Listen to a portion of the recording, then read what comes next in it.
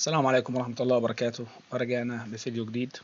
طبعا بشكر كل متابعي القناة في البداية، والناس اللي ما اشتركتش في القناة يا ريت تفعل زر الجرس وتشترك في القناة وتعمل اعجاب للفيديو.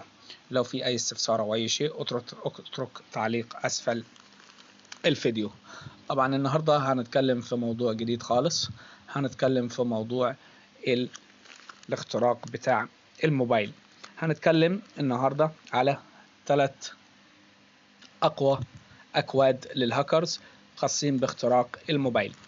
طيب بالنسبة طبعا علشان ما اطولش عليكم، طبعا شركات الهاكرز، الناس اللي هي خاصة بالهاكرز وكده، بتاخد الأكواد دي وبعد كده في 30 ثانية وأقل من 30 ثانية بتلاقيها عملت الموضوع ده على الموبايل بتاعك. بعد كده حضرتك انت بتفتح، تبقى قافل تليفونك، وبعد كده بتطلب مثلا اي حاجة كده زي على حسب بتاع مش عارف ايه الكلام ده، بيوجهك على حاجة تانية بيفتح لك الموبايل كده، اعرف ان انت تليفونك كده مخترق. طيب ازاي دلوقتي هنعرف اذا كان التليفون بتاعي مخترق من قبل الهاكرز ولا لا، او بمعنى اصح مراقب من اي جهات ولا لا؟ طيب طبعا انت في البداية هنفتح دول، وبعد كده في البداية انت لما بتروح بتشحن الموبايل بتاعك بتطلب نجمة 556 نجمة، وبعد كده بتطلب الكود، وبعد كده شباك واتصال. كده انت بتخاطب السيم كارت بتاعك، الخط بتاعك. طيب انا دلوقتي عايز اخاطب التليفون، عايز اعرف انا دلوقتي تليفوني مراقب ولا لا. هنخش باول كود، هنطلب دلوقتي 1344 نجمة.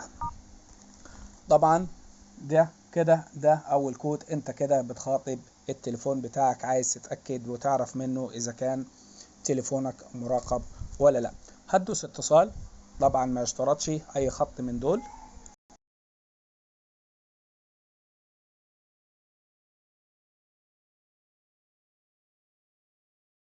تمام. بعد كده هنخش بعد كده على الكود التاني. الكود التاني هتطلب برضو نفس الكلام، شباك 2013، وبعد كده نجمة. بعد كده هتخش وهتتصل برضو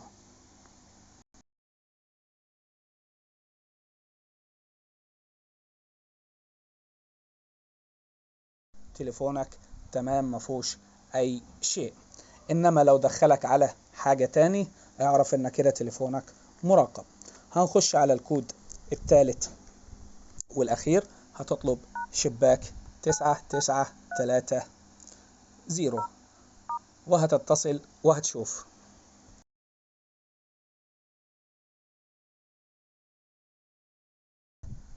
المكالمة العادية. كده انت تليفونك امن. هنخش بعد كده طبعا على اخر حاجة واخر شيء، اللي هي الناس اللي هي بتشتكي من الموبايل بتاعها، واللي هو طبعا اغلبية الناس اول ما بيروح مثلا بيرن عليك بيقول لك ان المكالمة فيها تحويل، بحولك على رقم تاني، او بقول لك تم تحويل المكالمة.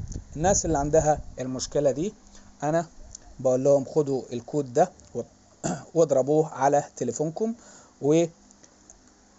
والكود ده خاص بإلغاء تحويل المكالمات. والمفروض ان كل واحد من الناس ياخد الكود ده ويضربه، لان لربما يكون تليفونه مراقب او بيتجسس عليه من اي شخص او من اي جهة. ده للفائدة العامة. هتخش هتضرب الكود شباك 002 وهتضرب شباك، وبعد كده هتتصل طبعا اي حاجة برضو من دول. تمام. جاري كده اعادة توجيه المكالمة لم يتم المسح بنجاح. تمام. كده احنا عرفنا الموضوع بتاعنا. طبعا في نهاية الفيديو بشكر كل متابعي القناة، وبطلب منه من الناس اللي هي اللي لسه ما اشتركتش تتفضل وتشترك علشان يشوفوا كل جديد في القناة. والسلام عليكم ورحمة الله وبركاته.